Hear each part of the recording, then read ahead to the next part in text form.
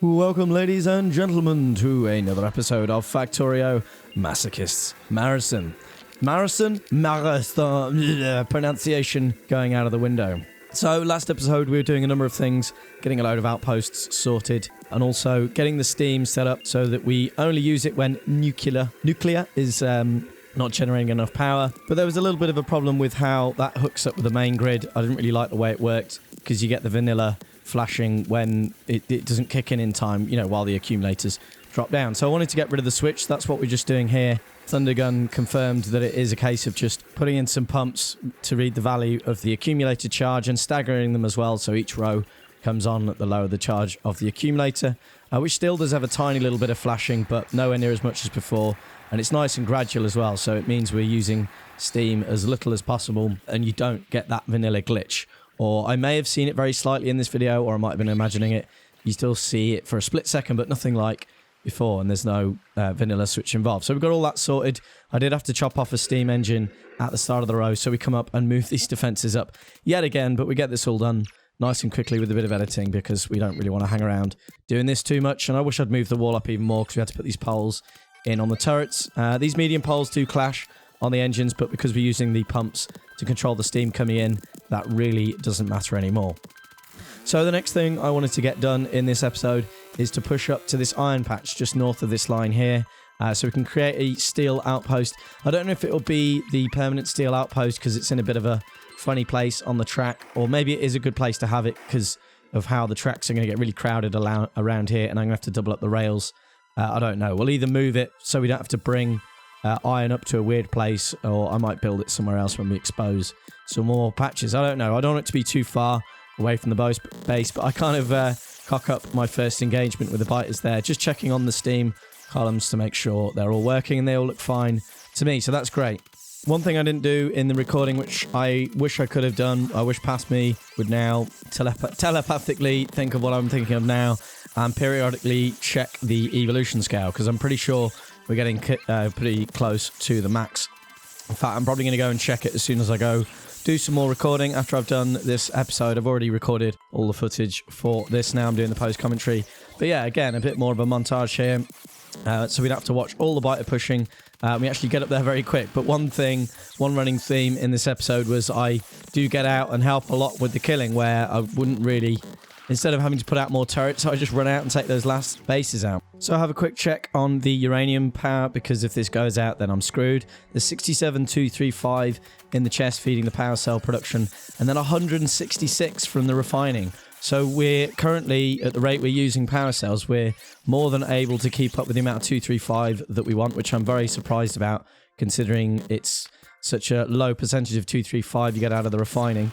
So maybe we could support that hole for reactor setup. I don't know. But yeah, we're gaining more. We've got plenty for when Kovrax finally finishes. There's me getting my hands dirty yet again, taking out 2 nests. Does save us quite a bit of time. But I had to be quite careful there, because killing a nest does trigger an attack. So taking the second one meant a lot of biters were running at us from the first one. But yeah, Kovrax is taking a very long time, because it's 6,000 of all the science packs apart from military. So yeah, going very, very slow.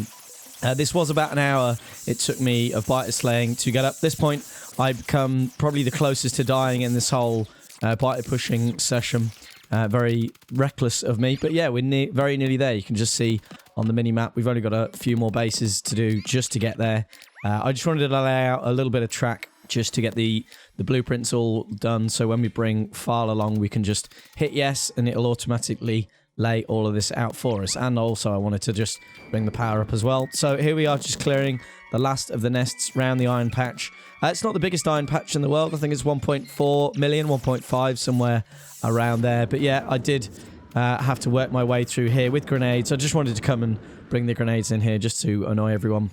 But yeah, we do get it all cleared up, and I do have to do a bit of weird clearing with some turrets to get them out, because this base is kind of weirdly meshed in with the trees. So we do come and clear some more of this later on, but for now I just take what I need to stop any of the one of the repeated attacks that occur when you kill a biter too near a base.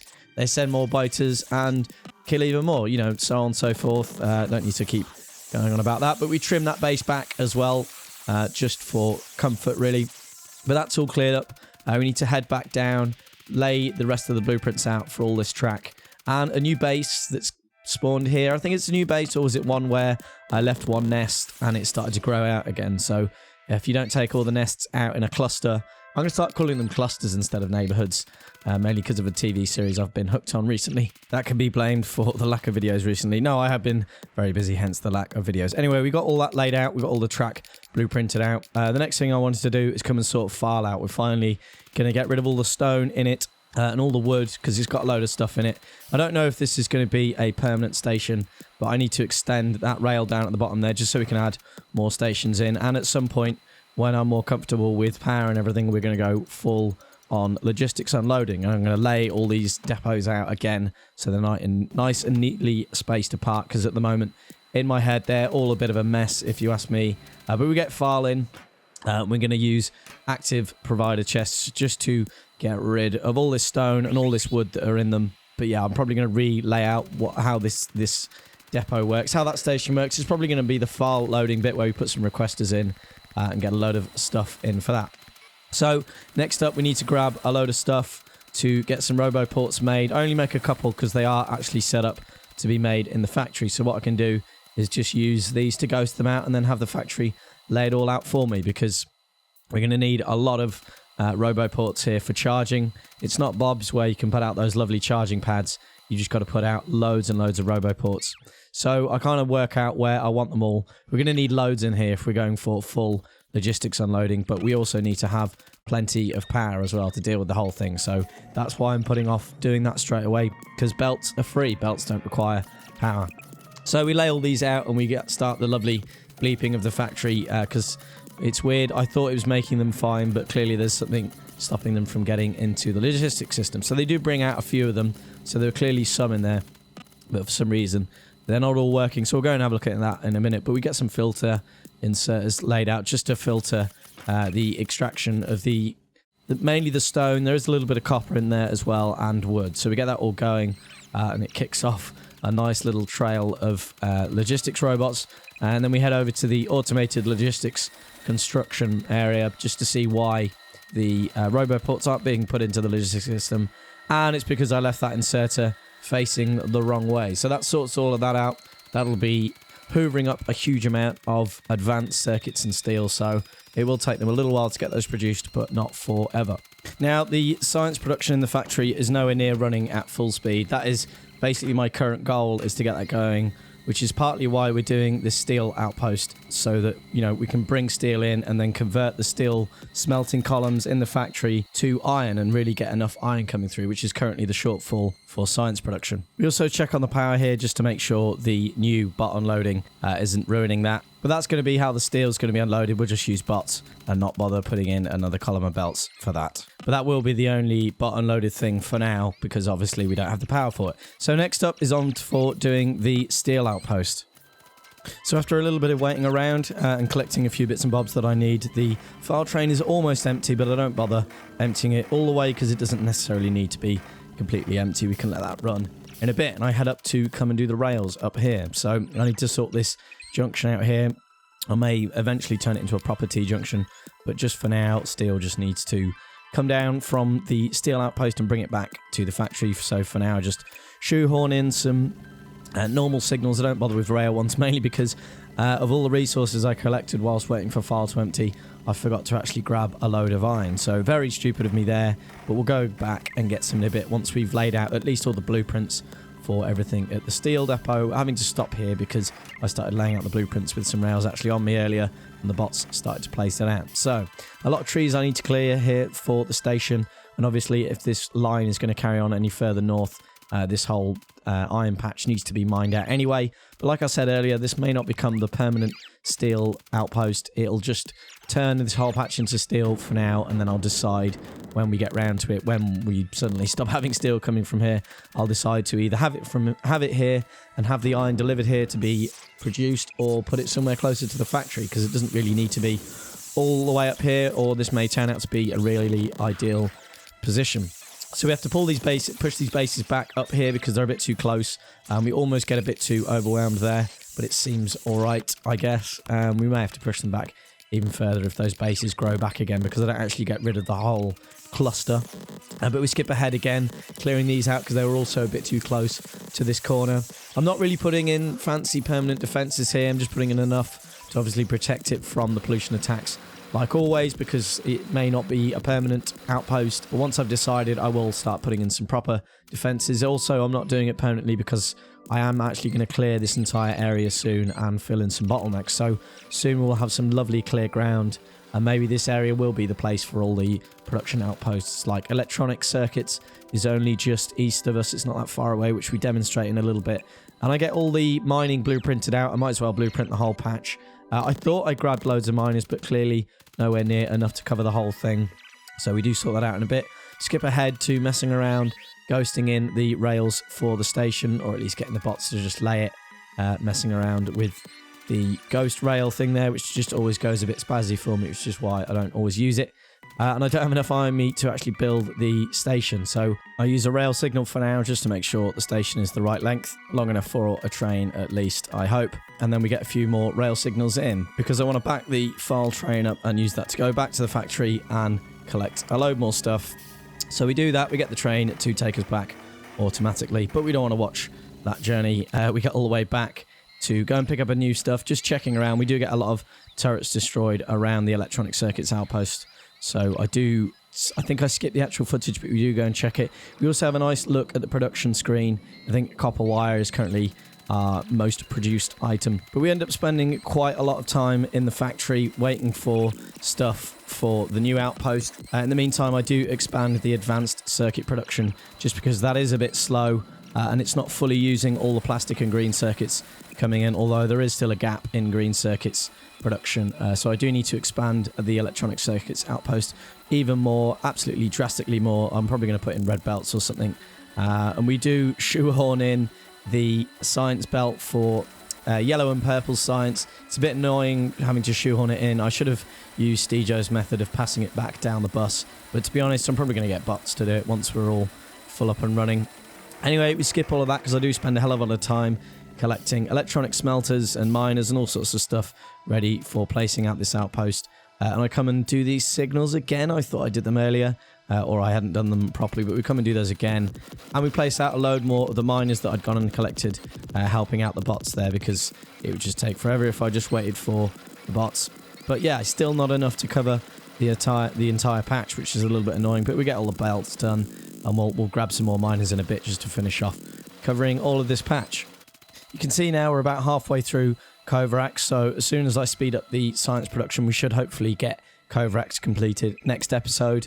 That's probably going to be my main goal, is making sure we speed up science and just make sure that that happens, because I don't want to be waiting for Kovarax any longer. And I'd also like to research a load of stuff for my personal use for clearing biters, so that I can change up my method of having to solely use laser turrets. Talking of which, we do push over here just to push this base back, just to make sure it's not going to be too close to the steel smelting, which we'll get on laying out next once I've cleared all of these.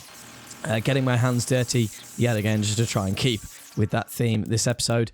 Anyway, we come to do the station. Sadly, the blueprint I have saved is working in a different angle, so I lay it out and then quickly cancel out the belts running the wrong way, but I should probably save that in there. So we've got a station for every direction of delivery, but it means we don't have to do the laying out of all the circuits for the Matsuri train loading, which is fantastic because even I was getting bored of that. So we get that all laid out and we start to lay out the steel smelting. Now, I thought at the time, or past me thought at the time, different person was being really clever laying it out like this, but I realized after recording that I haven't laid it out in a way to incorporate beacons, which is going to be very soon, hopefully, so this was a bit stupid. So when we do get beacons, when I do come and upgrade this to red or blue belt, we're going to put beacons in. The layout, again, following the method like we did at electronic circuits, so that it can be expanded for the new belts. Just have it bolted on at the end. We don't have to relay out the whole thing. Although the fact I haven't done this for beacons means I'm going to have to relay out the whole thing anyway, but I would like to come up with a nice design that works with that. Anyway, we head off back to the factory to get a load more belts and stuff, because we do run out again. I really underestimated how much stuff I needed for this, but we really don't need to watch that. So I get laying out all the inputs, outputs. Again, like I just said, it's laid out so the input of iron and the output of steel are at the same end. So I can literally just come and upgrade this to red belts and bolt the extra number of smelters on the end. You also get to hear the USB noise a couple of times because I had my USB memory stick in, but it is one of those with a micro SD slot, and there's no micro SD in it, so occasionally Windows decided to just keep making that noise. I don't know why. It's a bit frustrating, but yeah, it probably shouldn't even register the USB stick without an SD card in it. I don't know if I'm just digging myself a hole there. Anyway, I wanted to push that base back. We'll get that done nice and quickly. We also lay out a second column because I want 4 more belts of iron being done in the factory. So if I take 2 steel smelters out, that gives us 2 rows per row of steel smelting.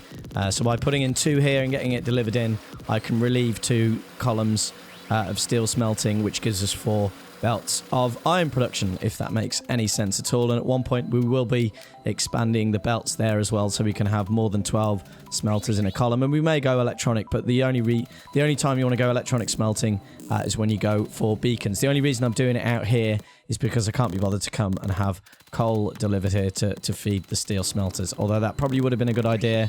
This just is a hell of a lot quicker, and I can get this over and done with, and we can rapidly increase the production of science in the factory. So we get all the defenses sorted out all around the steel smelting and a bit on the iron corner there because we did get some biters sneak in. I finally hook up the steel and let those chests fill up while we come back to the factory to come and produce the steel train. So we grab the engines from the old production. Soon that production column there all get cleared out and we get it all done by bots. But at the moment, I don't really think it's about time for it. I do come and pick up some more laser turrets because we used quite a few up there. And we also need to come and sort out the logistics unloading to do it all properly. I get the filter inserters done, but I don't actually get the active providers done. We get the cool coal feeding done, and we jump in our new white train to represent the fact it is for steel. I'm not doing the active providers still. I'll get those done next episode. We come up and just start getting that steel loading onto the train. I do have a timer as well on the train to leave after 90 seconds. We also had that underground belt for that smelting column there the wrong way round, so we finally let that in. Also get a radar in so we can see this area nicely. I also put in some turrets down here because there's nothing really protecting the train at the moment. My plan was to take the train back, but we kind of missed it. I put some extra turrets in around the train, so I just spend my time coming and just cleaning up some miners that have already depleted because blueprinting it, I've not really laid them out as intelligently as I could. And we do lose quite a few turrets at this point over in the other outposts, so I do take this opportunity to go and clear those up, but we demonstrate there just how close the steel outpost is to electronic circuits 1. We just come steal some of the depleted miners and upgrade some of the defenses here and there just to deal with the attacks they've been getting. We also clear out this bit now. We've got a nice gap between the 2 patches, so I don't need to worry about filtering the rows of miners out as we expand this. We should have enough space between the 2 to sort it out. But yeah, we come and just fix all these turrets up and get them placed out a little bit better just so they're less likely to get damaged. We could do with another laser turret damage upgrade, but we really want to get Kovraks done. We don't want to sit through that because that's going to be an even bigger piece of research, but hopefully shouldn't be as long as the last one if we get it all running at full speed. But the big problem over long term is going to be high-tech science packs. The row is only laid out half the length that it needs to be, and it's going to be those processing units that are going to be the proper shortfall. So I do need to have a look at producing a processing units outpost very soon. I also need to make a concerted effort to work on videos more. This week has been the longest period a video hasn't gone out since I've started doing this channel, simply just because I've been so busy with the new job. I need to work out a better schedule for getting stuff recorded, but I have been very busy with that. I've also not been very well, so I've not been in the mood to record. If I'm not in the mood to record, I feel it better not to do it than do it and it just be really boring or I'm really miserable. But yeah, I'm going to make a concerted effort to catch up some more this week. So we got the coal outpost all sorted. We don't need to worry about coal so much now that steam has all been set so that it's only used whenever it's needed to. And we're using a hell of a lot less coal than we were before, which is great. We're using the 100% of the reactor power. But we have a bit of a problem here. I see some biters on the track, but I've run out of turrets. So I go up and steal some from coal. We take out every other one. But while we're up here stealing these turrets, it's a little bit too late. A train gets taken out. I'm not sure which train it is. I think it's copper because I've left it red and I have made the iron trains blue. So that's a bit of a shame. But luckily, it's only just one of the carriages. And we get that all produced. And I come and take out this nest here. But I do really want to clear all these nests out at some point. But it's just a balance, a juggling act between time to record and not wanting to have too much biter slaying in episodes. Although I have been cutting it out quite a bit, maybe too much. Maybe I need to have some in the episodes. And this all gets messed up with this train sat here, with the train crossing the track for the coal bit. And I don't really have enough signals in this area. I could really add a few more in just to sort that out. But yeah, I'm kind of looking for a train to get back to the factory. So I head up to circuits just to have a quick look up there. We have a look around on the map at the area we did clear last episode. There is a nice copper patch we can obtain. And finally, the circuits train does turn up. I don't wait for it to be filled up. I just jump straight in it and send it back. And then I realise there's a pole missing there. I don't know when that got taken out, but because the power loops around the other side, we don't lose any there. And we very nearly die there. My heart was racing after that. So close to dying. But we survived. I'm going to have to go make another car, so we'd have to walk back. The next episode, we will get the logic unloading sorted. We'll get the extra iron coming through. And then we'll see what our next shortfall is for science production. But with all that said and done, that's going to be all we have time for. I do hope you have enjoyed. Thank you so much for watching. And please do come and join us in the next episode. Bye-bye.